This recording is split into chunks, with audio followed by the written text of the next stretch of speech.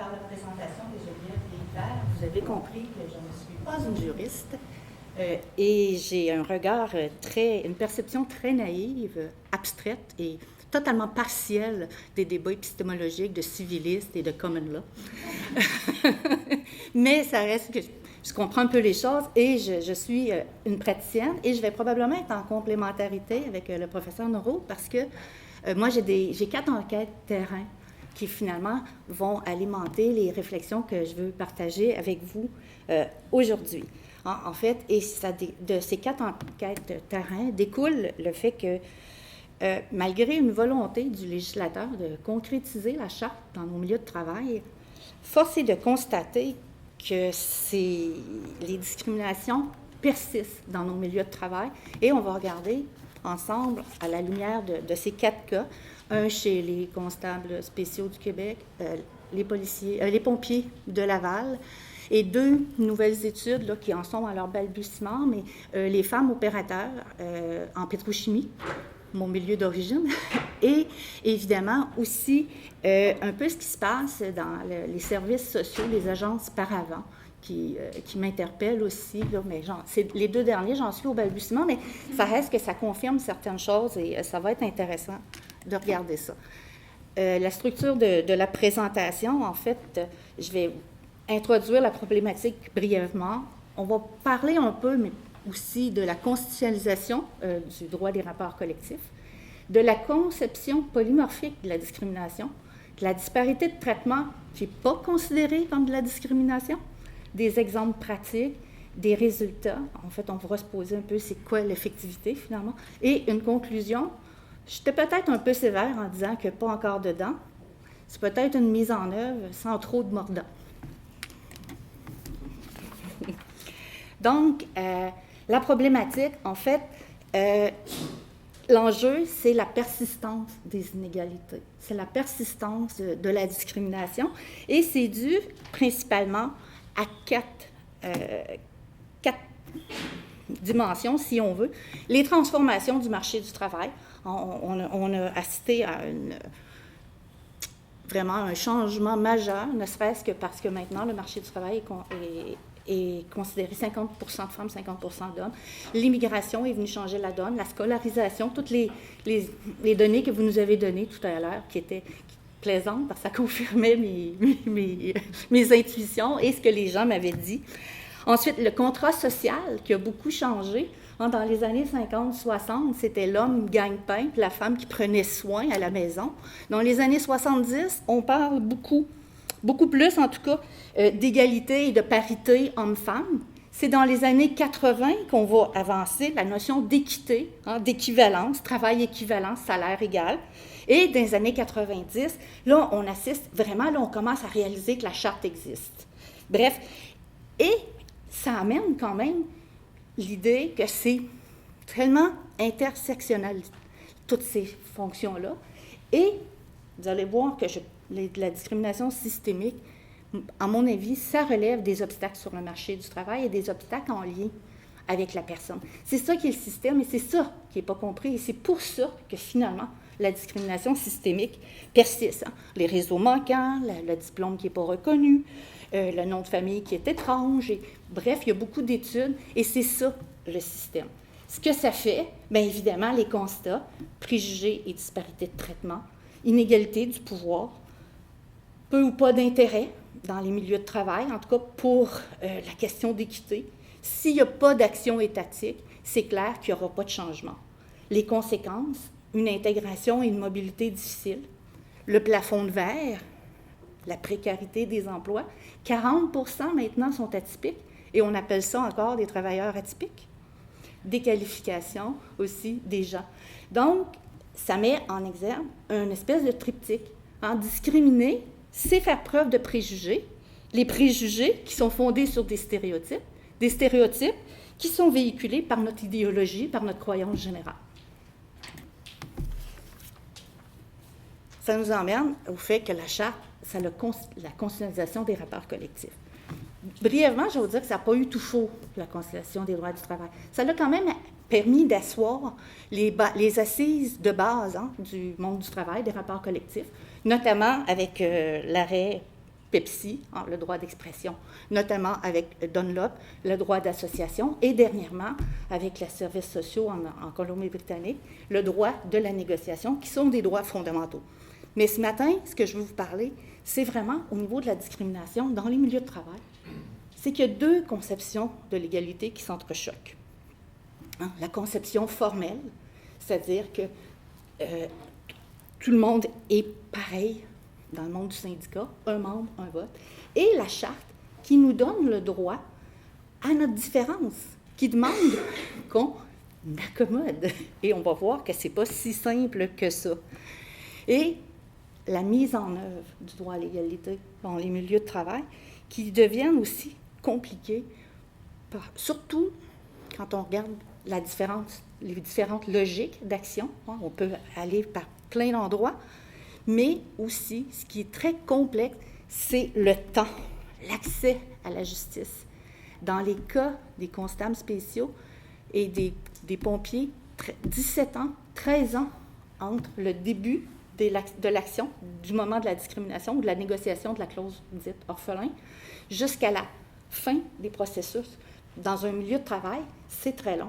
Par exemple, ce que ça a donné chez les constables, ils étaient 47 à être discriminés. À la fin, quand ça s'est réglé à leur désavantage, il n'en reste que 9. Bref, ça a des impacts très importants.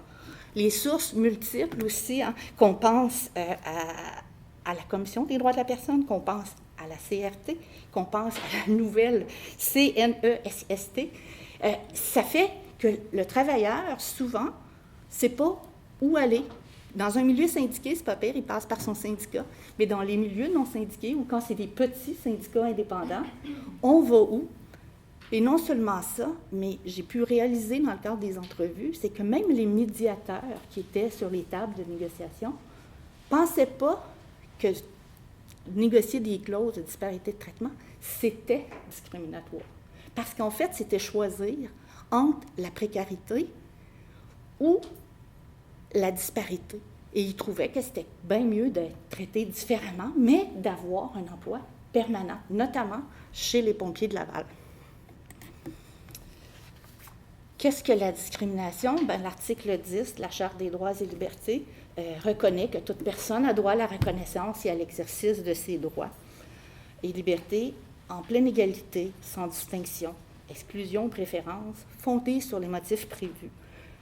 La seule exception, ça va être l'exigence professionnelle justifiée, et elle va être utilisée ou validée par les cours avec parcimonie, parce que ça devient une exception à la règle. Il faut vraiment qu'on démontre que c'est vraiment nécessaire, qu'il y a la santé et sécurité qui est en jeu. Donc, quand ça n'existe pas, on a une discrimination. Et on s'entend qu'aujourd'hui, avec la diversité de la main-d'œuvre, la féminisation, la scolarisation, il y a beaucoup, beaucoup de différences. En lien avec le travail, il y a aussi deux autres articles qui sont très importants. L'article 16, qui nous interdit la discrimination à l'embauche, mais de nombreuses études démontrent, et encore aujourd'hui, que si vous vous appelez Tremblay versus Mohamed, n'importe quoi, pas mal moins de chances d'être convoqué. Comment on peut démontrer la discrimination à l'embauche? C'est un autre problème, c'est un autre accès qui est compliqué. L'apprentissage, la durée de formation, la formation, et dans les conditions de travail, ce que les gars me disaient, parce que c'était des pompiers, ce qui est bon pour Pitou est bon pour Minou. Donc, c'est dans leur tête, il n'y a pas de discrimination quand tu n'es pas privé de quelque chose, quand tu n'es pas privé d'un droit. Donc, dans leur tête, la discrimination, elle est directe. Et là, j'étais fière. Ça, c'est ce que je comprends. En fait, les deux notions importantes dans les milieux de travail, l'accommodement raisonnable et la contrainte excessive, sont des créations jurisprudentielles, donc un petit peu plus communes là. Donc, l'accommodement raisonnable, et ça rejoint ce que le professeur Nouro nous disait ce matin, dans les milieux de travail, là, ça a tellement acquis une connotation péjorative.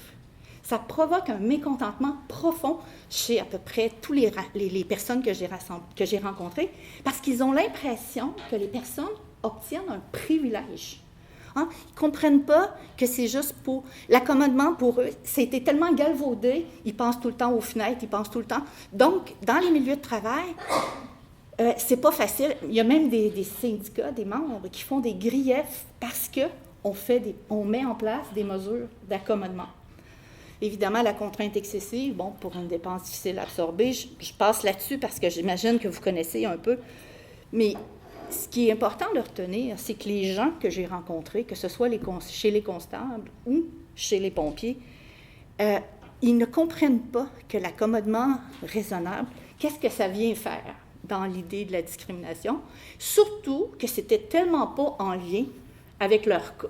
Fait que donc, bref, toute cette portion-là de ma charte que j'avais super bien préparée, j'ai été obligée de l'occulter parce que c'était pas dans leur préoccupation de voir c'était quoi l'accommodement raisonnable, parce que pour eux autres, écoute, là, on a été fins.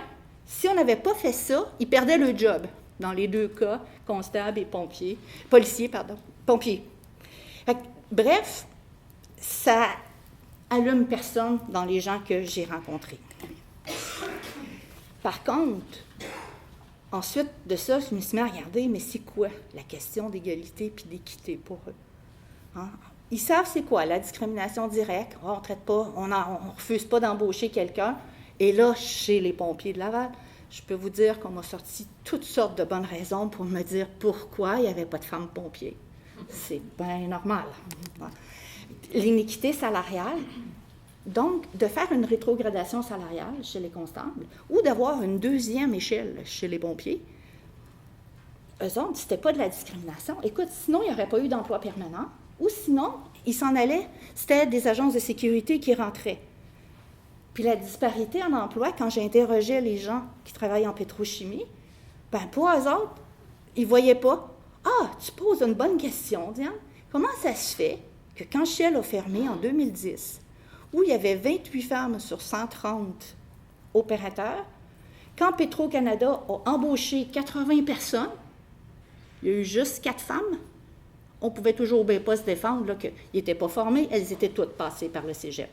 On pouvait toujours pas prétendre qu'elles n'avaient pas d'expérience. Elles avaient toutes entre 10 et 17 ans d'expérience. Pourtant, il n'y en a que 4 qui ont pu se requalifier sur 80. Donc, pourquoi ça persiste? J'ai 2 propositions pour vous aujourd'hui. Cette fameuse conception polymorphique, la discrimination directe, c'est très facile. Direct, c'est bon. On ne t'embauche pas parce que tu es enceinte, on ne t'embauche pas parce que tu es noir, on ne t'embauche pas. Puis on essaye, tant bien que mal, de justifier, ou on ne justifie même pas parce qu'on trouve d'autres bonnes raisons. Indirect, c'est-à-dire par effet préjudiciable, dans le sens qu'on met une règle qui est bonne pour tous, mais qui, indirectement, nuit à un groupe minoritaire. Par exemple, le premier arrêt qui s'est rendu devant la Cour suprême, l'arrêt Simpson-Cyr, c'était une femme qui avait une religion, puis parce que dorénavant, on était pour ouvrir le dimanche, finalement, elle se sentait discriminée parce qu'elle perdait son emploi. Elle est partie avant qu'on entende la cause sur le fond, mais ça reste que l'effet indirect, l'effet préjudiciable, c'est qu'on pense qu'une règle est apparemment neutre, comme par exemple le 5 pieds 7 des policiers, qu'on a fait disparaître.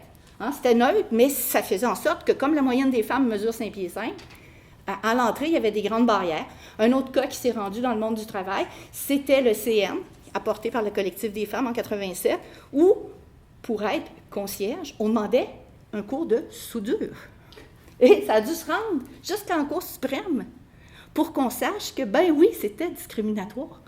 Pas pire. Systémique, c'est érigé en système. C'est des règles et c'est probablement ce qui est le plus mal compris par les acteurs du milieu du travail. Et je parle autant des employeurs, des syndicats, que des travailleurs eux-mêmes. Et du législateur aussi, parce qu'il ne faut pas se leurrer. On le regarde. Le législateur est pris dans son rôle de législateur versus son rôle d'employeur. Et c'est tellement ancré que quand on met une diapositive comme ça, quand on l'enseigne, quand on montre, et tout le monde fait le même chèque. Personne n'avait vu, personne ne le voit. C'est ça qu'on appelle le système. évidemment, hein, elles peuvent coexister. La disparité de traitement, 2 types de disparité de traitement en fonction de la date d'embauche, c'est ce qu'on appelle les fameuses clauses orphelins. Si vous voulez plus de détails, on y reviendra. Et le statut d'emploi. Le problème, c'est que ça n'a pas été reconnu, tant la fonction de la date d'embauche, parce que 87.3 a été utilisé, 87.1 et 87.3 ont été utilisés dans le cas des pompiers de Sherbrooke, et ça a marché avec la loi des normes, mais en fonction de la charte, la Cour d'appel a rejeté ça. Et le statut d'emploi, en fait, ce n'est pas illégal. Dans le moment, il n'y a rien qui l'interdit. Mais les questions qui se posent, est-ce légitime? Est-ce légal? L'équité intergénérationnelle, les recours disponibles. Donc, ça malmène un peu la qualité des emplois. Ça, évidemment, démobilise. Et la segmentation du marché persiste.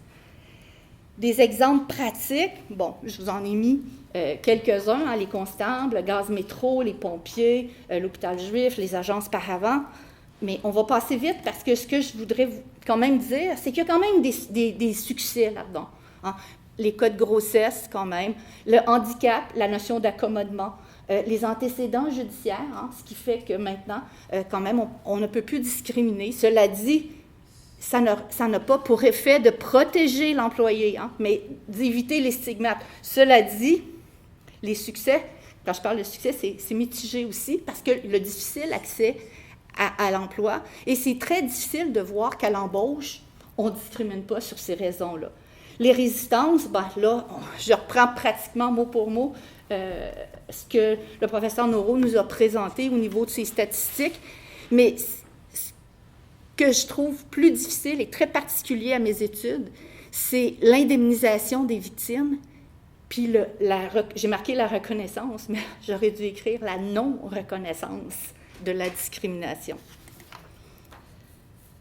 Ce qui m'amène à conclure, puis pourquoi je dis ça, puis les principaux résultats qu'on peut dire, c'est que la Cour d'appel semble frileuse quand il s'agit de reconnaître la discrimination indirecte et systémique, notamment parce qu'en se basant sur le Code civil, comme elle le fait dans le cas des constables et des pompiers, elle requiert une intention de discriminer et qu'elle fait reposer la preuve sur le travailleur. Et surtout, parce qu'elle dit que les délais étaient passés après 3 ans. Quand ta perte matérielle est tout le temps là, en fait, ça se continue dans le temps, et la Cour d'appel n'a pas reconnu ça, et la Cour suprême n'a pas entendu la cause des pompiers. Donc, quand il est arrivé le cas des constables, la Commission des droits a pris la décision de même pas tenter d'appeler du cas. Récemment, la Commission des droits de la personne a donné la prévalence du droit de gérance sur la norme d'égalité légitimée par la Charte. En fait, on a reconnu que les agences de placement étaient un mal nécessaire, puis que si les travailleuses des agences de placement étaient traitées équitablement entre elles, c'est pas grave si le centre, lui, où les travailleuses sont gérées par le gouvernement, gagnent de 17 à 20 $ et que les autres gagnent 12 $. C'est pas grave parce qu'en fait, les agences sont toutes traitées pareil.